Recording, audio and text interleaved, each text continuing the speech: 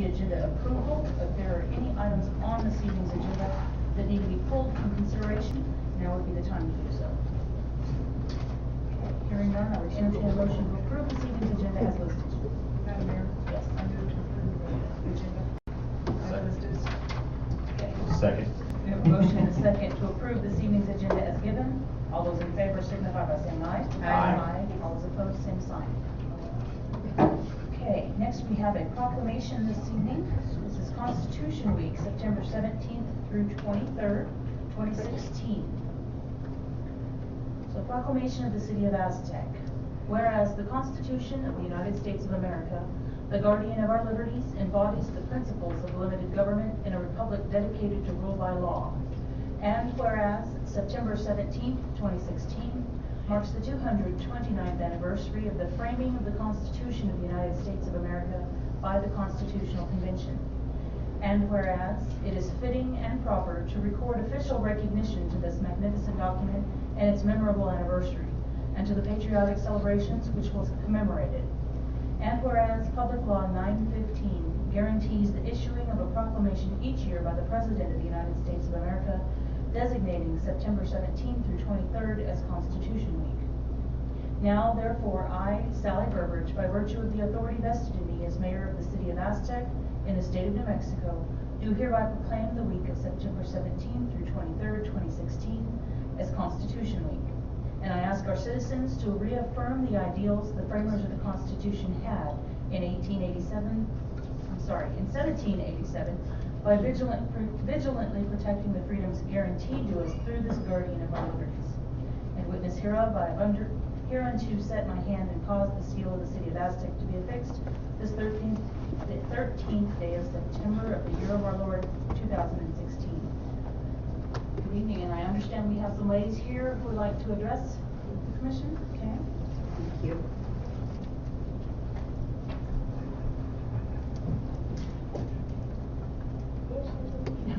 Thank you very much. Thank you. And we do need to have our city clerk sign off this too? Yeah. Oh, we have a photo op. It's not done until we have one. Thank you very much. Thank you, Mayor, and thank you, the City of Aztec, and just have something I'd like to share. In 1776, the small and struggling colonies had a big plan and pledged themselves to an independent nation. Our forefathers fought and secured that nation. These forefathers had the great insight to write and create for us the U.S. Constitution that is still the guide that we use today for the rights and privileges we all enjoy in our daily lives. September 17th begins the national celebration of Constitution Week, and this week-long celebration is in commemoration of America's most important document and stands as a testament to the tenacity of Americans throughout history to maintain our liberties and freedoms and ensure those rights to every American. And this year is also a very, very special year, as it's the 50th anniversary of the Vietnam War. And I want to take this opportunity to thank and honor all of our Vietnam veterans of the Four Corners for their service and sacrifice. When these veterans were called to serve, they served honorably and admirably.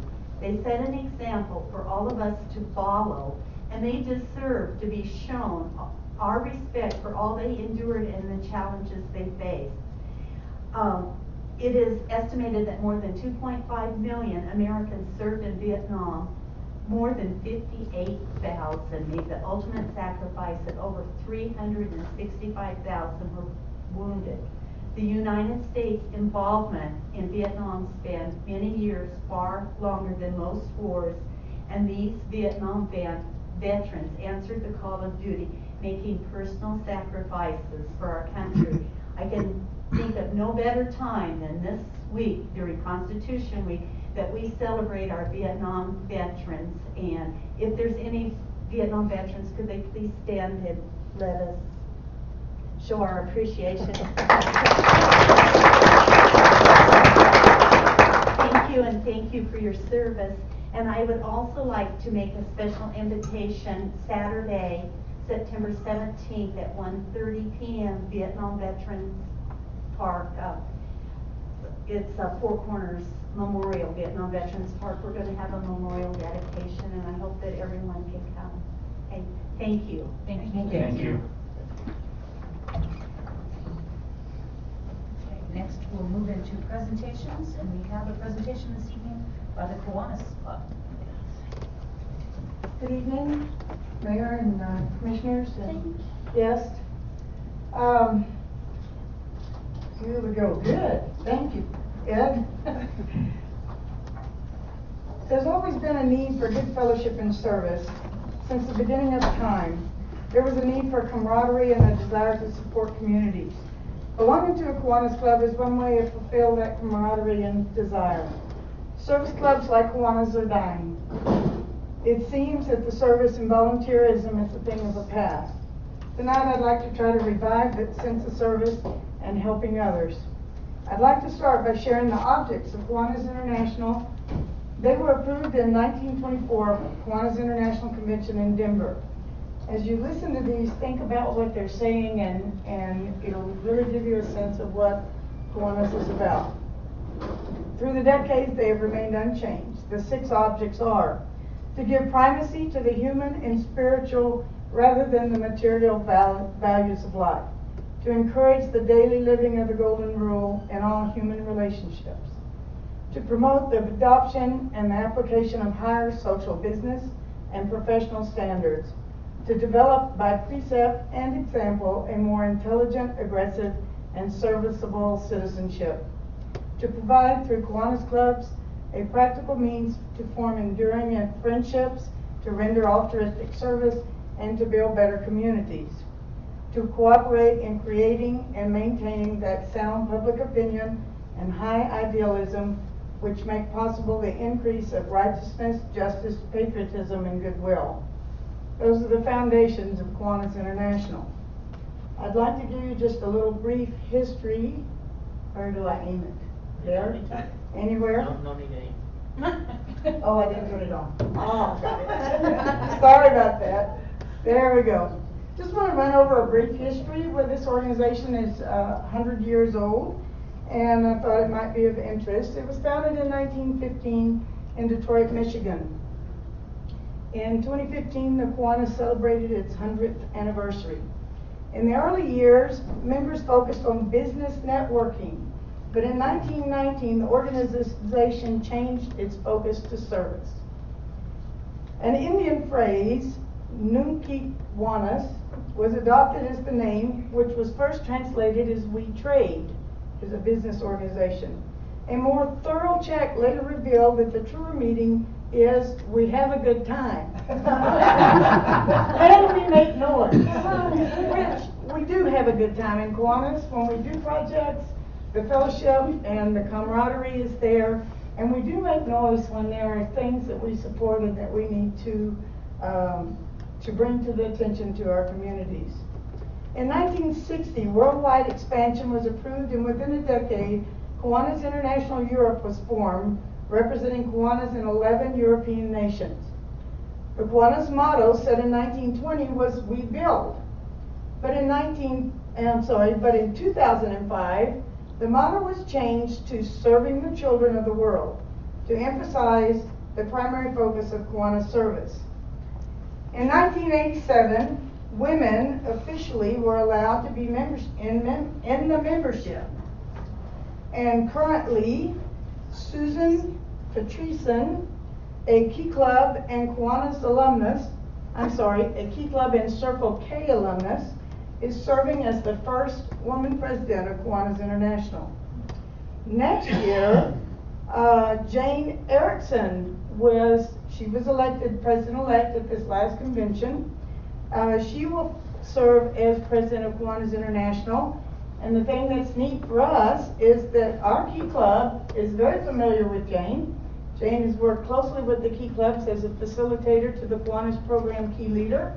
And our kids have had the pleasure of having her as a facilitator at a couple of Key Leaders. And she also participates in the Rocky Mountain District Key Club Convention and has been keynote speaker and presenter at that convention. So we're very familiar with Jane, and so next year we have a real connection with the president of Kiwanis International. Today, Kiwanis is a worldwide service organization of men and women who share the challenge of community and worldwide improvement. Since its founding in Detroit, Michigan in 1915, Kiwanis has grown to more than 8,400 clubs in 96 nations around the world. Change the slide here. What is Kiwanis?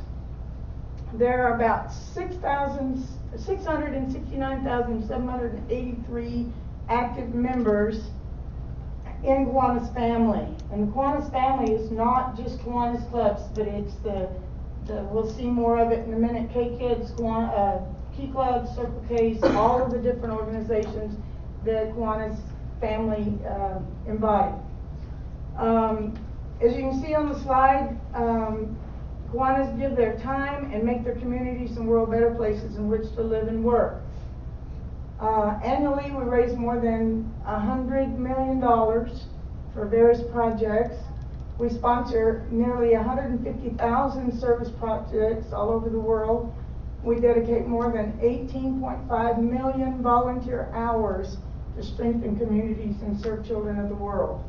So it's not just a little club here in Aztec. It's a worldwide organization that does much for our world and peoples of the world.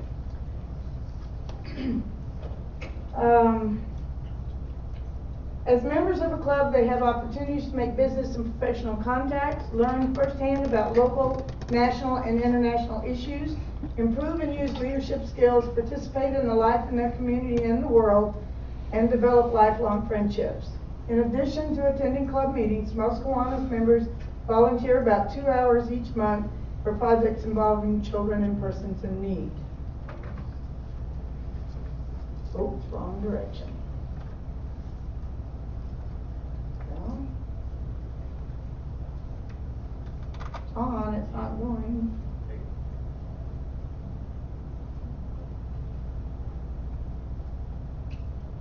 There we go. Guess I'm hitting the wrong button. Okay, this is the Kiwanis family. And it's really not all. I left a couple of clubs out, but these are the ones that we're most familiar with. The Kiwanis K-Kids is a program for the elementary school children. The Kiwanis Builders Club is in the middle schools, and we currently are rebuilding a Builders Club at Kugler and should have it on board this year, and they will become active. We were active a couple of years, and then it kind of died down. We didn't have an advisor, and now we have 2 advisors, and they're working on getting that club up and going. The Key Club, y'all are probably very familiar with. We've been here at Commission before. We did do the movies in the park, which we were recognized for, and probably our biggest community event is the Haunted Village that we're fixing to gear up for at the Pioneer Village. The 4th one listed here is Circle K International. That is the service leadership program that is in the colleges. These clubs provide youth an opportunity to help others, becoming personally involved in their community and build a positive future for themselves. They are student-led, so members develop leadership skills through planning projects to provide service to their schools and communities. Let's see if I hit there we go. Programs. Kiwanis has a number of programs, and I'm going to highlight these. Years ago, when we were a little bit larger, we participated in some of these, but it's been a little bit harder since our numbers have dwindled. Kiwanis has accomplished many programs and projects to help those in need. One major continuing program is Young Children Priority 1, which is that one there. This special program addresses the needs of children through projects in pediatric trauma, safety, child care, early development, infant health, nutrition, and parenting skills. Under this program, Kiwanis tackled its first worldwide service project. The Kiwanis family teamed up with the United Nations Children's Fund, UNICEF, to virtually eliminate iodine deficiency disorders, which cause various degrees of mental and physical impairment in the fetus and in young children. Currently, Kiwanis is engaged in the Eliminate program, which is listed there at the top. The Eliminate program is another worldwide service program, the Kiwanis International Global Campaign for Children. It will save or protect millions of mothers and their future babies from maternal and neonatal tetanus, MNT. In partnership again with UNICEF, Kiwanis is eliminating MNT throughout the world, a disease that kills one baby every 11 minutes. By immunizing women of childbearing age, UNICEF and its partners have already eliminated MNT in 38 countries. The Kiwanis pledge to raise $110 million will help fund the elimination of the disease in countries that remain at risk. Kiwanis One Day. Kiwanis members work in their communities all year long, but for one day in April each year, the entire Kiwanis family of programs, Kiwanis Kids, Builders Clubs, Key Clubs, CKI, Action Clubs, and Kiwanis Clubs come together for a day of hands-on community service that is felt around the world. This is one of those programs we haven't participated much in because of our numbers. Members build playgrounds, volunteer at local shelters, stock shelves at food pantries, and tackle any project to change the world one child and one community at a time. Some of you may have been around when the Kiwanis Club here was much larger, and we actually took care of Florence Park. The Kiwanis, we cleaned it up. We had service projects over there. I think we purchased some of the playground equipment and such. But Florence Park in Aztec was the Kiwanis Park. In Farmington, they have a Kiwanis Park that Kiwanis is very involved in. The Key Club is the oldest and largest service organization for teens, teaches leadership through service and others. The Builders Club for adolescents, middle school students, provides students with opportunities to develop leadership, improve self-esteem, increase civic engagement, and learn life skills through service. The Kiwanis Kids, the K-Kids, for elementary students, provides students with opportunities to work together on service projects, develop leadership potential, and create strong moral character. Circle K clubs are organized on the university campuses. CKI blends community service and leadership training with opportunity to meet other students. Key Leader, which is up there, and we have attended, and I mentioned with Jane Erickson. Key Leader changes lives. Key Leader is a program sponsored by the Kiwanis Clubs for today's emerging leaders. This life-changing weekend event focuses on service leadership as the first, most meaningful leadership development experience. A key leader will learn the most important lessons of leadership. Leadership comes from helping others succeed. Service. Bring up grades. Recognizes students who have raised their grades to an acceptable range and maintain and continue to raise them from one grading period to the next. Terrific Kids is a student recognition program that promotes character, development, self-esteem, and perseverance.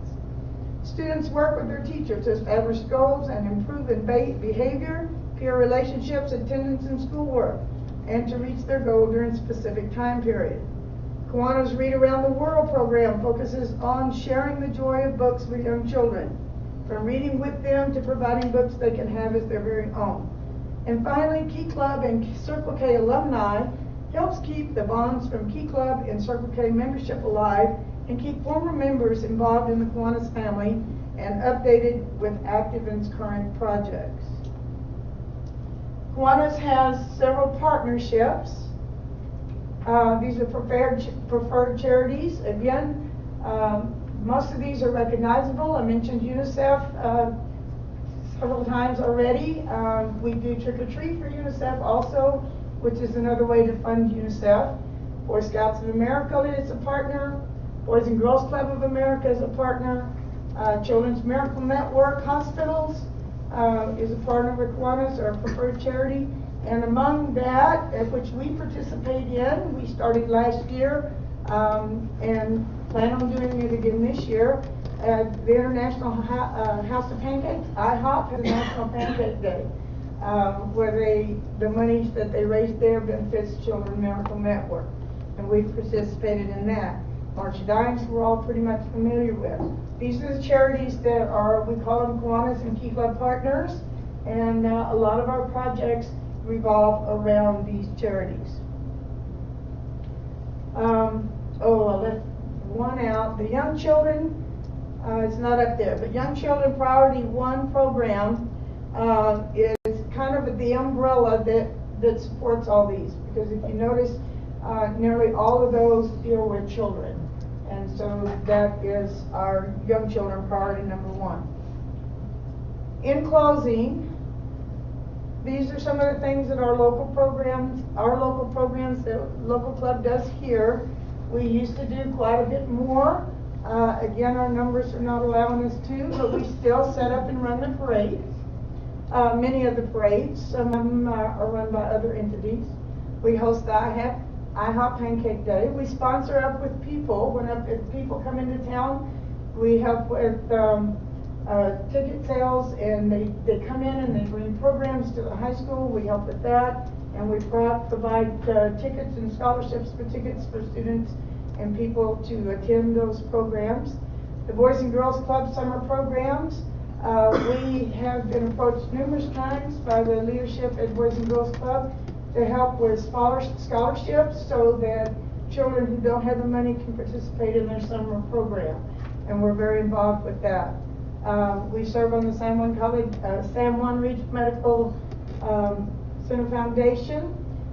We provide funds for youth group travel. We have people, not only Key Clubbers, but other members of clubs and organizations at the high school will often come and ask us for support for them to get to a competition or to a workshop or something that's in other parts of the country. We support the elderly and needy. We've built ramps.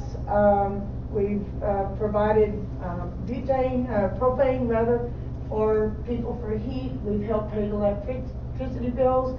Those are the kind of things we're doing now because our numbers are such, it's hard to do the larger projects, but we're still active. And we sponsor and support both the Key Club and the Builders Club. That probably being our crown jewel, because the Key Club is very strong in this community, and the Builders Club we hope is going to be getting there also. In closing, we are here tonight. By the way, I have Kate Skinner and Lawrence Garcia. Lawrence is our treasurer. Kate's a new member and very familiar with y'all. She's the one that's really pushing us to let's get some more members. So she arranged for this presentation today, and I thank her for that because we needed that spark. We are here to try and recruit new members for the Aztec Kiwanis Club. When I joined the club in February '97, there were 52 members, and we were the largest club in the Four Corners. Today we have dwindled down to 6 members, which is why we're presenting tonight. Our Key Club is strong, and our Builders Club at Kugler is being revived, but we need members to continue to support these youth clubs and to renew our projects in service to our great community. There are beneficial opportunities by being a member in Kiwanis. A member will gain respect and fellowship within the community and also is considered a community leader. Research shows adults still value community service and volunteerism. The corporate community is open to cause-related marketing projects and can react to the needs of its community. Being a Kiwanis member can be rewarding in many ways. The greatest gift you could ever give yourself as a person is the gratification in knowing you are contributing your help, your time, and efforts to people in and out of your community who are in dire need. Raising funds to help the poor, participating in fellowship, and giving something back to the community are the highest levels of self-satisfaction you can ever encounter. I kind of wanted to mention that the city of Aztec, in years past, we used to have numerous members that were on city staff, that were employees of the city, and the city of Aztec were very supportive for our Kiwanis programs. And we would really like to see a revivement of that. I could name, Steve, I just lost his name. Christensen, thank you. Steve Christensen, Lawrence Garcia was a member of the community, Don Greenwood, all of those people were members of the Kiwanis Club with support from the city of Aztec. So that's one reason we're presenting tonight, because we'd like to build that partnership up again, and perhaps the employees of the city, or the department chairs, or the city commission, or anyone involved with the city might be able to join us and begin our goal of rebuilding and becoming a stronger club. There's the meeting details. We meet on Thursday mornings at 7 a.m. Most Thursday mornings. Sometimes when 2 or 3 are not able to attend, then we reschedule or cancel the meeting for that morning. We meet at the Aztec Restaurant meeting room, and everyone is welcome. Come on in and join us. If we can get a few more members, we'd like to start doing programs again. And we're working on some plans of doing some things to recruit new members. So that's why I'm here tonight. Thank you for allowing us to speak. And please consider joining Kiwanis.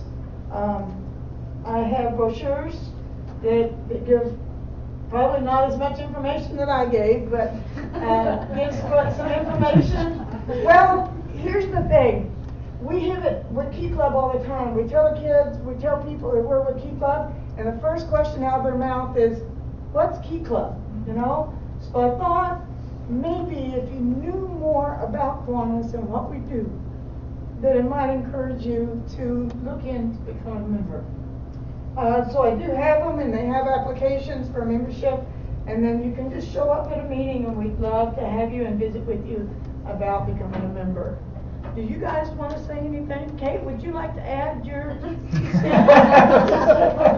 I'm looking at my supervisor shaking his head. Well, I'm sorry, guys. I fell down. I did not shake at all. It's just a nervous trick. I won't say a lot, but I will say that in my time as a library director here, the Key Club has really helped us in the library. Whenever I need volunteers for the program, I either contact Debbie or one or two of my Key Club contacts, and they're there. I think Commissioner McClure can remember one time when we had Key Clubbers there and Commissioner McClure bailing us out. But I know having a Key Club and it was their summer holiday, and these kids who are tuned in to service in their community, and they are so ready, so willing, and just bring such a lovely spirit to whatever we want to do in the library. Plus, Key Club donated the library a portion of their profits from Haunted House. So, you know, that's just how Key Club has benefited my particular city department. So when I came into the city as a new person, and I was looking for one service club to join, because that's what I do when I move new into a community. I believe in principles of service too, and giving back. Not just that my job is a service profession. I looked at all the different service organizations in the community and looked at the ones that related to the library, and that's why I selected Key Club. Actually, it's altruism doesn't exist. It's, well, look, they did this stuff for me without, you know. So that's why yes, I know you're laughing, sure, Commissioner Rogers got that.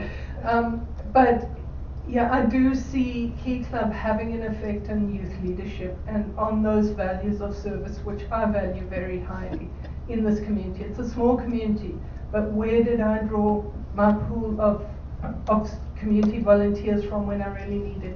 From the Key Club kids, and they came and they were ready and willing and just full of spirit. So that's all I will say about it. And I'm vegetarian, so the breakfasts aren't where I go to the meeting. Never tried being vegetarian at Aztec restaurant.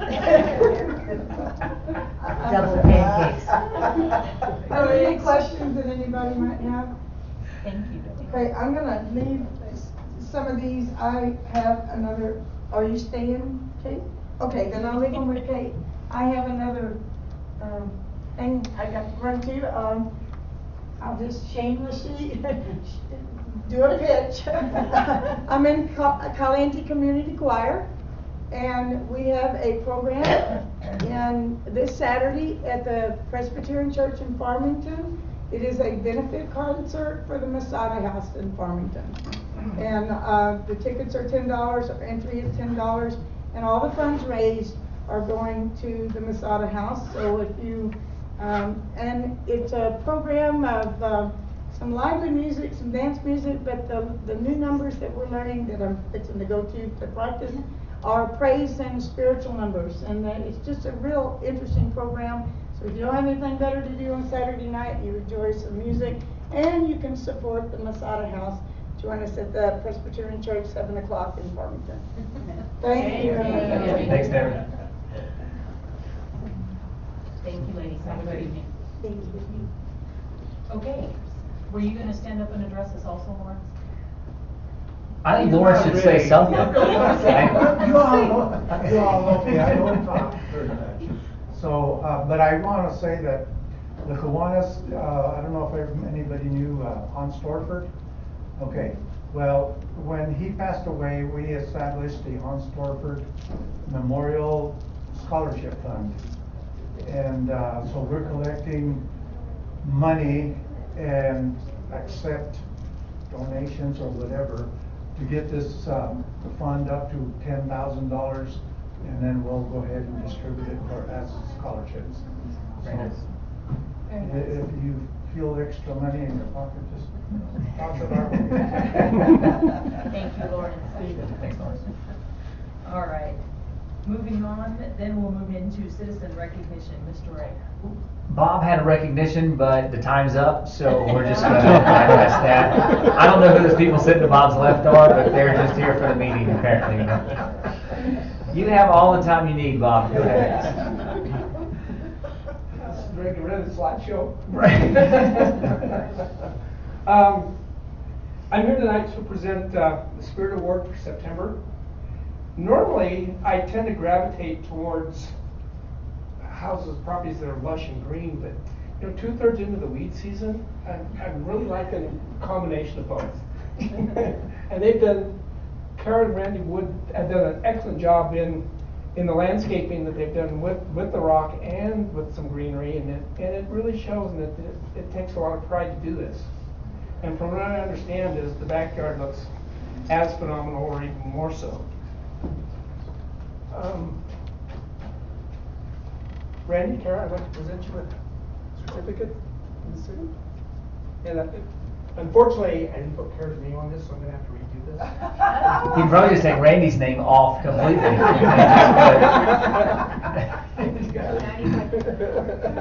Yeah, I would just like to, I know you guys like this story, so I wanted to make sure Kara's name's on here. In 2013, in the fall, she broke up with me. And so I spent the next 4 months, that was my inspiration to get this project going. And so I spent the next 4 months just working on that yard. And then I married her the following May. So if weeds start growing, we know that you're slacking. So she was my inspiration for this and the whole thing. So thank you. That's great. Thank you. Thanks, guys. I'd like to add one more thing. Start the slideshow. No. I'm looking for 1st of October. We're going to do our Business of the Quarter award, and I'm taking nominations. So if you think of some place that's deserving, please let me know. Wonderful. Thank you. Thanks, Bob. Okay, next we'll move into employee recognition. Mr. Ray. None at this time, Mayor. All right. Okay, then next is the consent agenda. Items placed on the consent agenda will be voted on with one motion. If there are any items that do not need the approval of the commissioner, those items may be pulled for further discussion under items from the consent agenda. Madam Mayor? Yes. I'd like to pull item F. Okay. All right, is there any other items? Hearing none, I would entertain a motion. Madam Mayor? Yes. Move to approve the consent agenda with the exception of item F. Okay. Second. All right, we have a motion and a second to approve this evening's consent agenda with the exception of item F. All those in favor signify by saying aye. Aye. Aye. All those opposed, same sign. Okay, items from the consent agenda, item F, New Mexico Department, let's see, let me pull it up here. NDFA Local Government Division Fiscal Year 17 Annual Final Budget Approval and Budget Resolution 2016-1021. Commissioner report. Mayor, wanted to pull this because I don't feel that I can affix my name to this. Same reason I did a month ago with approving Last year's budget. I think what got to me in this one is the letter from the State of New Mexico Department of Finance and Administration, the local government division. In it, says budgets approved by the minutes of your governing body according to blah, blah, blah. But on there it says provides that the approved budget is binding on local officials and governing authorities. That would be us sitting up here. And any official or governing authority approving claims or paying warrants in excess of the approved budget or available funds will be liable for the excess amounts. And one of the items I pulled off here, as you all know in the past, would be the golf course. I'm looking, and Carla, I want my comments on this to be in the minutes too, if you don't mind. Even looking at this for 2016-17, and looking at what is proposed that the golf course will have on hand at the end of the year, to me is a fabricated number, as was shown in the last one. The fiscal year ending 2016, without a mass infusion from either utility or road fund, we wouldn't have this plus balance at the end. So I can't in all good conscience agree to this, even because I think, and there's a warning in this one too, there's a warning to the mayor and the city of Aztec. Due to estimated expenditures and transfers exceeding estimated revenues, your entity's general fund cash balance is being depleted, as we all know. Careful monitoring and aggressive revenue collection is recommended to avoid financial problems in the future. And I think we do have to look for the future, and I don't know how more aggressively we can get with our revenues at this time. But I know that we can take care of some of our expenditures. And that's all I have, Mayor. Kathy, do you know how far back that statement about the expenditures exceeding revenues has been on our budget approval? Probably 8 to 10 years. That's what I was thinking.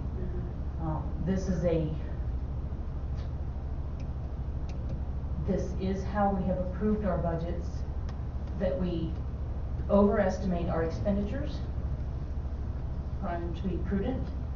So in the budgeting process, we overestimate our expenditures, and we try to be very conservative on our revenues, which results in those expenditures exceeding the revenues on paper. And we have done that consistently, certainly the entire time that I've been in office. But that's not the case with the golf course fund. I would say it would be the opposite. Okay, you can certainly state that, but to say that they're completely fabricated numbers on these documents. Maybe fabricated was a poor choice of words, but what I'm saying is that on the golf course fund in particular, we have underestimated the expenditures and overestimated the revenues quite drastically. You're talking about on last year's budget. Last year's, and on this one, it looks like we're planning on, Kathy, correct me if I'm wrong, we're planning an $80,000 budget transfer. Correct. So that would be, and that's just to bring it to kind of normal. Correct. Okay, are there any questions on the commission? Is this a standard DFA letter that goes pretty much to every community in the approval process? So it's not specific to Aztec, it's a letter that goes pretty much to every... As far as the caution on the cash reserves and such, any entity that's budgeting more expenditures than what their revenue is going to get that same type of comment. This year, in speaking with local government, they looked at it very closely simply because of the current economics within the state. So we're probably not alone in receiving this caution, No, we're not. Thanks. Okay, any further questions or comments from the commission? No, ma'am? Okay. Okay, I would entertain a motion. We get to Madam Mayor, I'll jump right into that. Madam Mayor, and we've moved to acknowledge NMDFA LGD approval of fiscal year 17 annual final budget and approve budget resolution 2016-1021. Is there a second? Second. Okay, we have a motion and a second. All those in favor signify by saying aye. Aye. Aye. All those opposed, same sign. Nay. Okay. Okay, moving on to citizens' input. If there's anyone here who would like to address the commission on any items not on this evening's agenda, you may have up to 3 minutes to do so. We need you to sign the citizen input form at the clerk's table. No? Okay. No one's running for the table. Okay. Then we'll move into business items. Business item A, City of Aztec, Farmington Electric Utility System Electric Power Wholesale Transmission Service Agreement. I think we can put a few more words in that, right? Mr. George. Madam Mayor, Commission, before you is the transmission agreement we've been working on with the City of Farmington for 6 to 8 months. In the beginning, there was a lot that our contracts attorney didn't care for in that contract. And it has actually taken us this long to get pretty much the attorneys to agree on how much is written. And then the last bit was, as you know, I had some concerns on the amount of capacity that we were going to need. This contract is at 8 megawatts capacity, which is going to save us some money over the 10 megawatt capacity contract we had with them through P&M. So this is a good contract. It's going to set a precedence for the City of Farmington and what they do in the future with other people needing transmission services. I think it's kind of opened up their eyes, and people have asked them, why do you do it this way? Why can't we do it that way? And a lot of what our attorney had done was protect the City of Aztec in the language. So I do have a question, and I forget which page, forgive me, but there's still language in there about the rate. If we go over our 8 megawatts, there's still a 5 times. Yes. So what is that exactly? What it is we contract for 8 megawatts of capacity. If we go over that 8 megawatts, then the rate will go 5 times the typical rate, which means it'll go to $10 a kW. Okay. So it's the 205 a kW, that goes to 5 times. 5 times. Okay. So what happened this year is we went over 8 1 month, and that was in July. Okay, so we would have paid about $2,000 more, $2,580 more actually, for July. However,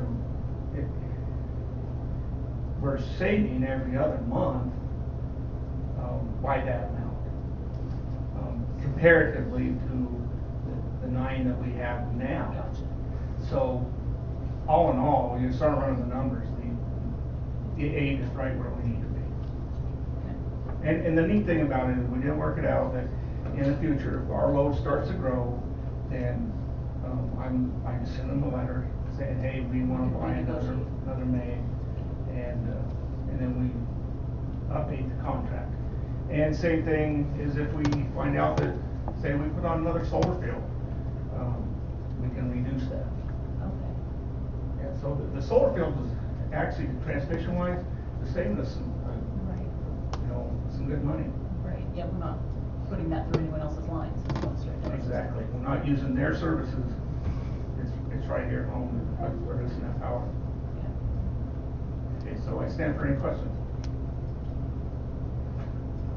Doing a good job. Yeah, thank you. You're doing a good That's job. awesome. I was wondering if there's like can we get like to real close to the end, if we have like a power outage, just to save us from sitting. Oops. To keep us from going over 8 megawatts. Oh my gosh. As California. You know, Facebook can say, please turn off all your lights. Accidental. No, I guess my question was, in July, that was kind of an extraordinary thing, like, to go over 8, right? That doesn't happen very often, does it? I mean, Oh, the power outage we had with the No, city? no, over over 8. 8. Over 8. Oh, no, I mean, it will if our load grows. If we get, know, I keep telling Josh I want a prison here. I want a potato chip factory. I want something that will uses take a our lot of load power, right. and move it way up there. So if we had a growth spurt and added about 30 residents. Then we would have- Exactly. right. Exactly. But the offset is that solar provides that cushion for that month. So even if we get up to the high end of 8, then that cushion's there. And then the numbers that Ken's talking about, the monthly savings of $4,100 a year, $49,200 a year, $350,000 over the course of that 7 years that Farmington's not getting of our electric utility dollars. Oh, it's phenomenal.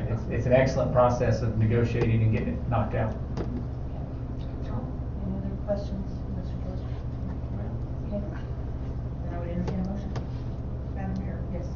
I move to approve the wholesale transmission service agreement between Farmington Electric Utility System and the City of Aztec, giving Ken George, the City of Aztec Electric Director, signatory authorization. Second. We have a motion and a second. Do you need a roll call for this one? No. All those in favor signify by saying aye. Aye. All those opposed, same sign. Okay, Thank you.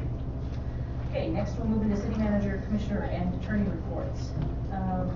So just real quickly, a reminder to everyone, hopefully we have folks at home watching, paying attention, or will watch before Thursday. We do have our next flood drainage study meeting Thursday evening, 6 o'clock here, Josh? Yes, ma'am. So here at City Hall. So very important meeting.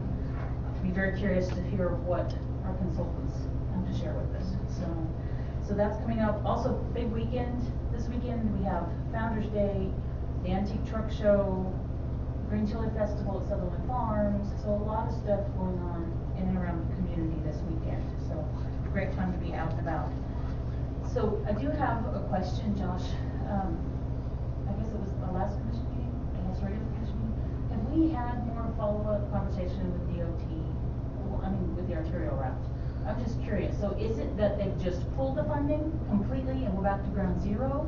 That's what's setting us out for 2 years? Or is it, I mean, what's the word? No, we've had plenty of conversation, and actually, Mr. Watson has an MPO meeting tomorrow as well as the arterial update meeting. A couple questions from Kathy and from Watson have gone back and forth with DOT. Part of those questionings, or line of questioning, is based on what funding is DOT referring to. You know, a lot of the funding that we've had for the arterial route is based on legislative funding passed through our state legislation.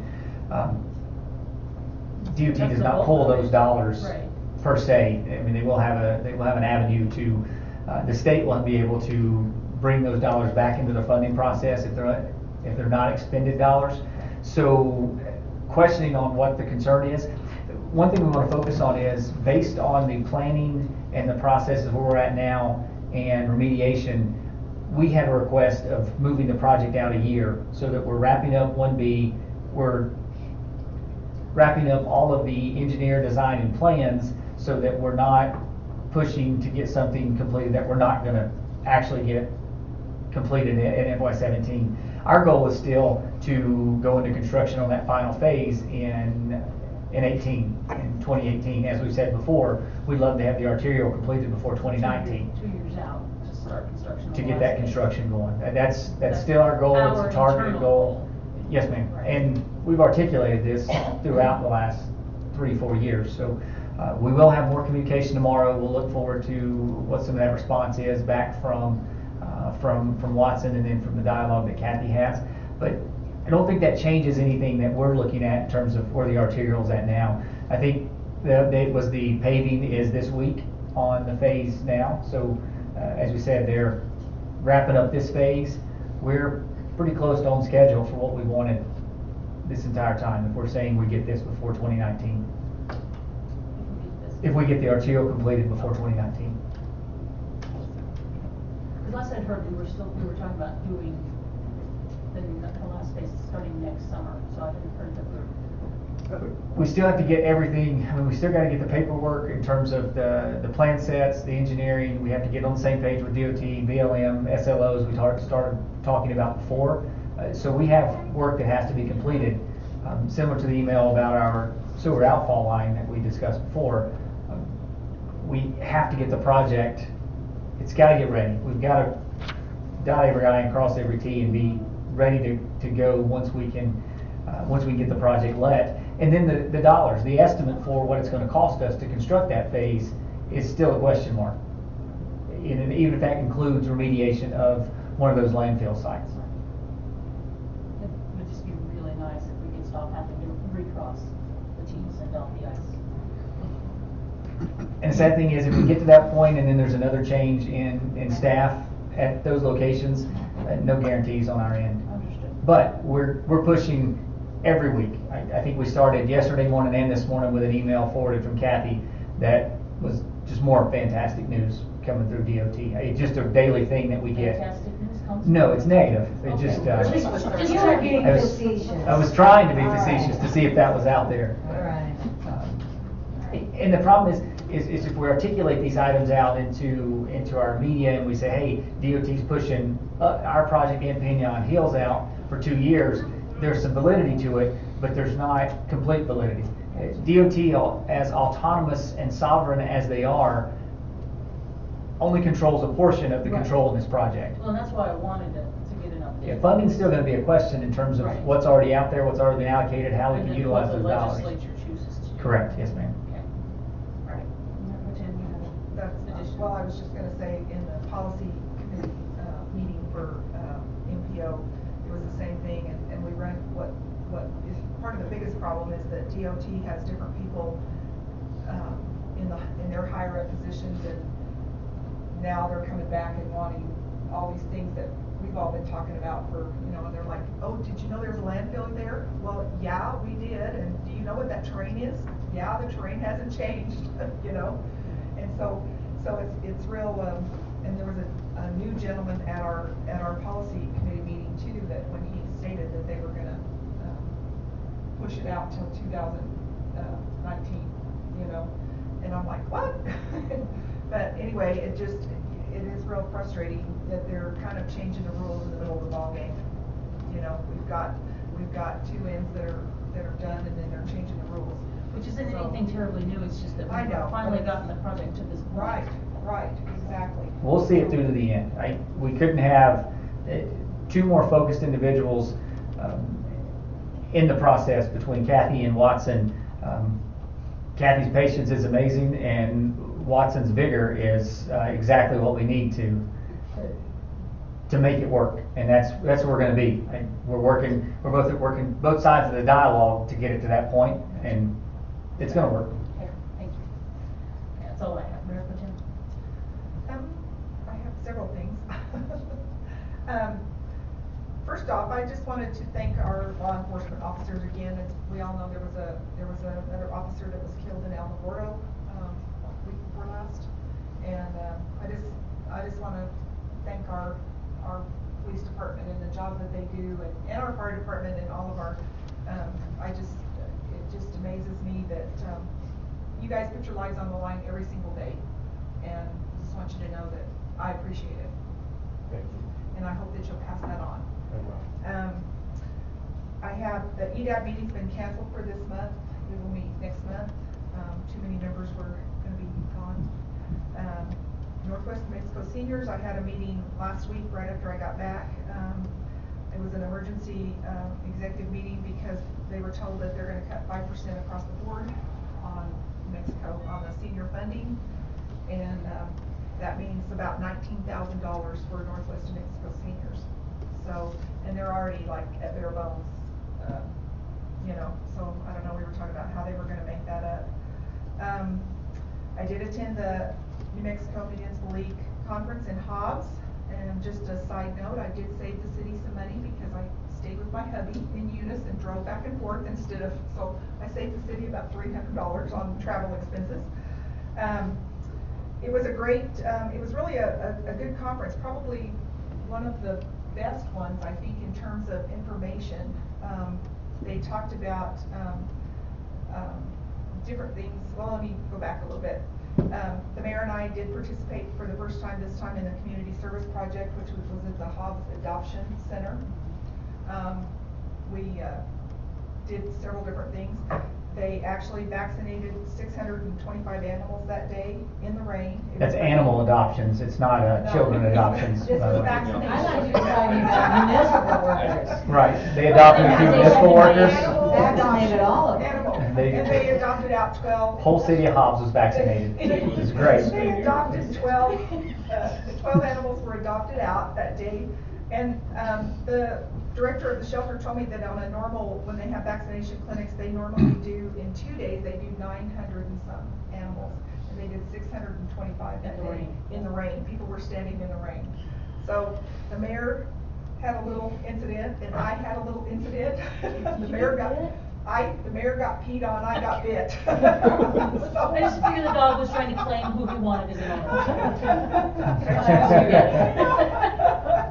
But it was a great service project, and everything. So, but as far as the conference goes, there was a lot of different presentations about how to repurpose things in your community for economic development.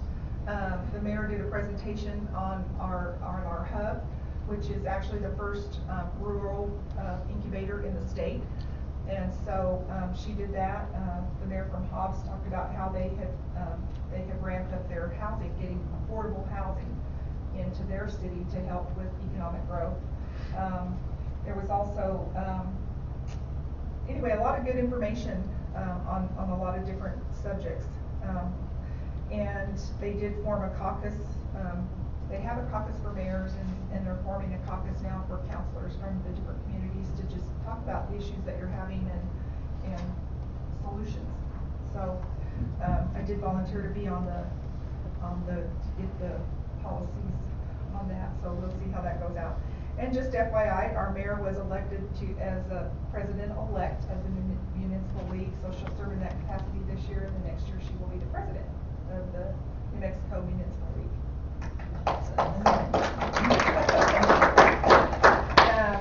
Also, I went to the Wings and Wheels on Saturday. It was awesome. There was so many people up at the airport that it was great.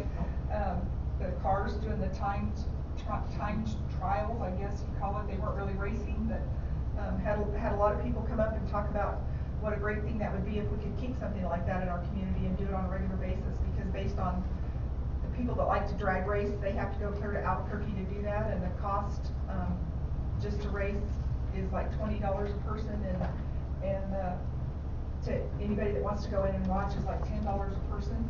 And so, you know, we had people from all over just coming here, and it was a free event. It was great.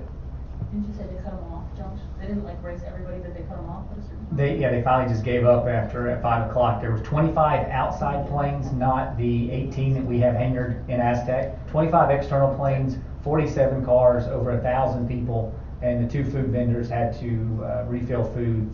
Many times.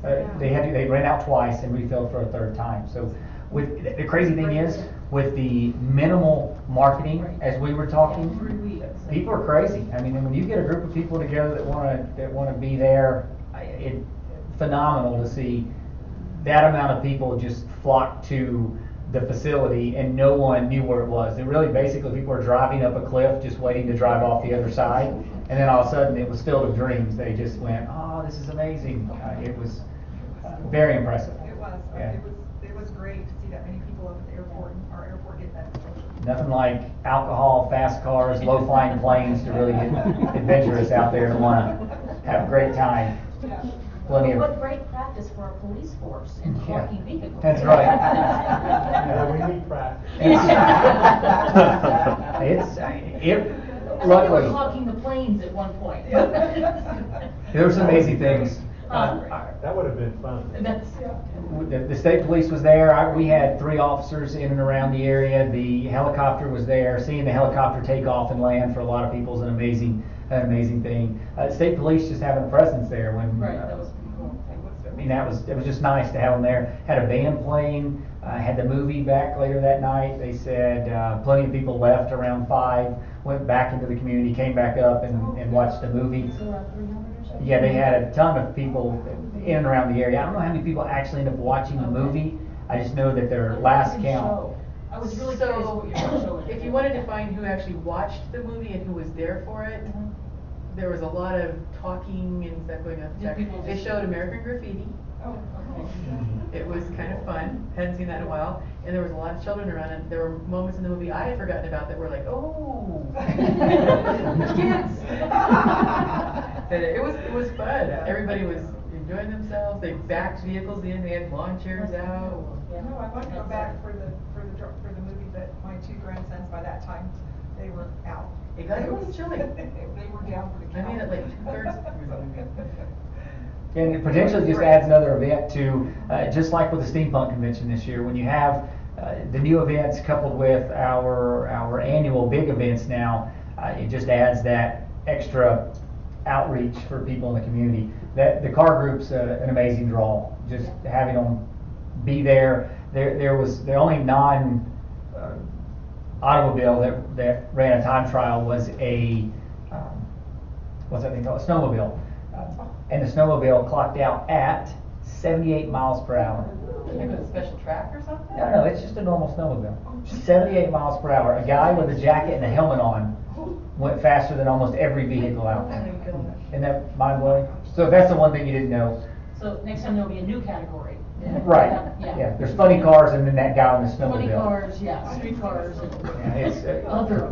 cool event and potentially that ability, but what it does best for us is it draws some more publicity to the airport and to the things that are going on. The fueling station worked great that day, so that was amazing that it actually worked all day and there was fuel.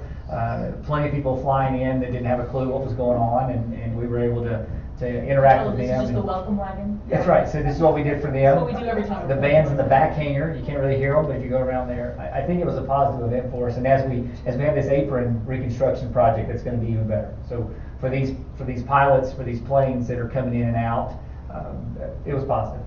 We're excited. I think there's gonna be somebody probably come, I know they were talking about it, coming and doing a presentation and asking about us, maybe workshopping, trying to do something, do a drag race, something, so, anyway, yeah, I said good. Are they planning on doing this every year? The event wants to be twice a year. Really? And then we were speaking to the individual this morning. There are groups that want to do things that are weekly, but we still have to have, the process now is we have to have FAA approval on everything that we do. So even if we open up this other runway area for practice runs every 2 weeks, every week, it has to be approved. It's not just, we say, hey, get on. Because the fear, I made a joke about alcohol and planes and cars. The fear is planes coming low, cars going fast. The two of them meet, and there's a lot of things that rhyme with that, but it's bad, and we don't want to do that. It's a slow build process, and you want it to be positive. So we're going to work with them to bring in all the interested parties and see what they want to do. Very exciting. Anything else on the? Commissioner Rogers? Well, I wanted to speak about the fly-in being on the airport advisory board, but unfortunately I could not attend during the day, so I apologize for slacking on that. But the movie night, it was good talking to everybody. They had little videos of all the time trials, and everybody's all excited and talking about it and seeing the interaction. Even if they weren't watching the movie, they were there. They were there and out interacting. And, yeah, it was really nice. Good. Okay. For Safe Communities, we had. Oh, I'm sorry. No, Did go you want me ahead. to I can be finished. She's passing you up. She's going. It's okay, I skipped Josh completely. Don't worry about it. Debbie took my time. Did you want to first? Nothing. Safe Communities Initiative, we had our meeting at Piedra Vista this time, and we were there to hear the CYFD Cabinet Secretary, Monique Jacobson, speak about their new effort, their Pull Together effort. And it was really pretty interesting. She was an amazing speaker. I've never heard anybody say so much in 45 minutes, very concisely, clearly, without saying, she was a great speaker. The organization, Safe Communities, provided funding towards a local project to help them get that up and together for CYFD. Some kind of a playground. Oh, sorry, I'm unprepared for that. Anyway, it was very nice. The presentation was good. This pulltogether.org is very interesting because even as part of dispatch for the agency, there's trying to gather all of the resources available for people in their times of need has been kind of a struggle. There's not one place that you could go to find resources. If you go to pulltogether.org, you can put in this community, and it lists, they're compiling a list of all of the service organizations that can help for different situations. So it's a one-stop shop to go to find support for what you need in this community. In addition to that, there's a place you can go on that same website. They're pulling together all of the volunteer opportunities to help. Instead of trying to go out yourself and try to find where you want to volunteer and what you want to do, they're also pulling that all together for specifically our community. Is it slanted toward CYFD or is it? Resources for families, resources for, so Right, not necessarily. volunteer opportunities, that's what I was asking. For service organizations. Oh, okay. I don't know if that makes sense. I haven't checked it out myself, but more like if you want to volunteer to assist with those organizations that provide services to people that need them. I haven't looked it up myself, I'm sorry.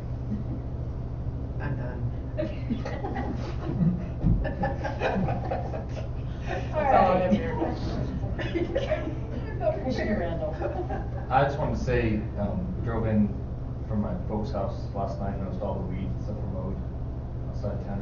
It's amazing how much it dresses up the city driving in when there's not huge weeds in the weekend. So I don't know if it For a dresses up. second, that threw me that you drove into your parents' house and saw that all the weeds were mowed. Oh, no. Well, that's nice. Drove Because you into town. driving into their house. Yeah, good job, buddy. Drove into town Okay. from going to, yeah, that makes sense. Sorry. You know, all the, I mean, just, it's crazy how much it makes. It's just like, wow, it just dresses it up. So I want to say good job for whoever pushed for that or got that. Great job. I will be gone next week, so I'll miss lodger's tax, which I'll let Sherilyn know too, but just so you know. Basically from tomorrow to the 25th, that will be unreachable. So, I'll let you know. Thank you very much. That's it. I kind of had a question. So I'll have my library board meeting tomorrow, and coffee with the chief the week after. The meeting on Thursday that is so vitally important, will that be televised so people can watch it? I think it'd be a great idea. We just I gotta- mean, there's a lot of people who may not be able to meet Thursday night. that meeting, but are still so interested in the topic. 6. Yeah, we can do it. Yeah, we'll figure out how to get it posted. I think all of our community meetings, we'd love to start getting them live streamed if we can get them set up. So, You know, it's great to idea. just tell people, well, go watch it on YouTube. Mhm. You know, and then they can come to their own, conclusions. That is all I have. I thank Josh for sitting with me for 2 hours this week while I went through a multitude of questions. Thanks for your time. I do have one question. Sorry. Hey, your turn's over.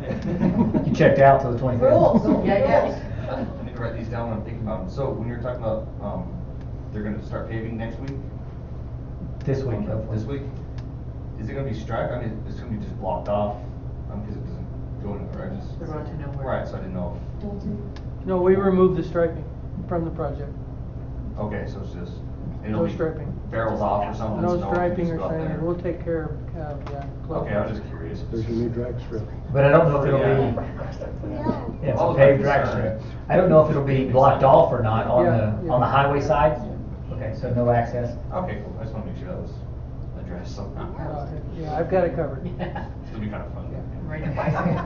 It's the drag strip B. No, ma'am. No? Good. Yield my time to Mr. Thrower, if I had any left. Yeah, I don't need much. I was out of town last weekend, so I didn't get to attend the fly-in and the car show, but as soon as I got back in town, I started getting positive feedback. My barber, of all people, was effusive in his praise of the show. I mean, there was a lot of stuff going on last weekend, at the car show also with farming. Right. And the time trials, I mean, he just went on and on how great the time trials were and having the police there, clocking the speeds and stuff. And so you got the attention of my barber in Farmington. Well, there you go. So that's all. And that is something, I know I shared with Josh, I forwarded an email from our, Andrew Montoya, our director, program coordinator, whatever, for, the Red Apple Transit. And he, because we've been putting, some of the signage for some of our events in Aztec on the backs of the buses, he sent me an email and said, I've been learning about some of your events because you guys are sending us these signs. He says, so finally I went to your website to look and see what else was going on, he had no clue that we have the events that we have in Aztec. And so I don't know if he made it or I haven't heard. I know he was planning on attending the event this past weekend and was gonna check more into events that we have, so. Anyway, it's an interesting phenomena that if you live in Farmington, there's a barrier and that information doesn't penetrate. It's a black hole. It's like a Great Wall. You know, I think it's getting out, so, especially those kinds of events, that would. Great, thank you. It's almost as impressive the fact that Larry still has a barber. I see a little too much on the top. Just a little. And the word infusive. Okay. Moving on. Department report. Just real quickly, I know Sherry's been working really hard with DOT to try to get weeds cut, so I haven't seen, so hopefully that was a result of what she was doing to get that done. And she's also, while she was doing that, talking to him about making sure our roads going through here are restriped, and they should be doing that hopefully within the next week or so. So hopefully we'll see some new paint there. I would also like to put 25 mile per hour on the highway coming into town so that when they're coming in from Bloomfield Way, that they can see that. We did get permission today to do that. We have to do it ourselves, so I know you don't want to do it. Give it to Watson. All we gotta do is get a stencil and the city manager and I will go out and paint it He's if we have vibrant, but he to. doesn't look terribly happy. I know, that's why I'm not telling it's him. The city manager has agreed he'd go out with me and we'll stop traffic and do it if we have to, but if we can find a stencil at some point. Do it They said they would not do it, but That's they a gave big us. stencil. They gave us in It's writing actually permission on the to do it. highway then, Yes. okay, not a sign, okay. Right. Oh, gotcha. Very Just to good. try to help, we've had some complaints of people going too fast through Main Street, and we're just trying to come up with different ways of trying to address that so we get traffic to slow down. No speed bumps though? Yeah. Thank you. Thank you, Chief.